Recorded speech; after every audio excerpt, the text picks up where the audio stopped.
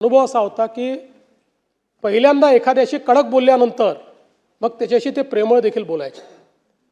आतून ते अतिशय प्रेमळ होते. त्यांचा स्वभाव होता की पहिल्यांदा एखाद्याला जसा मिलिटरीचा अधिकारी एकदम स्ट्रेट करतो असा स्ट्रेट करायचे आणि त्यानंतर मात्र त्या व्यक्तीला सांभाळून घ्यायचं आणि त्या व्यक्तीचं जे काही कार्य आहे ते कार्य करायचं.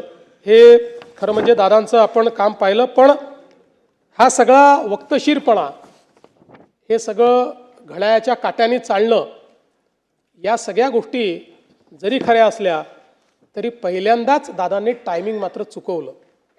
आणि ते टायमिंग म्हणजे ज्यावेळेस राजकारणामध्ये खूप मोठी इनिंग दादा खेळतील हे आपल्या सगळ्यांना दिसत होतं.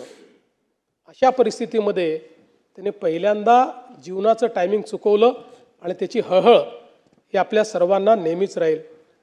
खरं तर दादा 6 वेळा उपमुख्यमंत्री झाले. सर्वाधिक वेळा उपमुख्यमंत्री होण्याचा मान त्यांना मिळाला.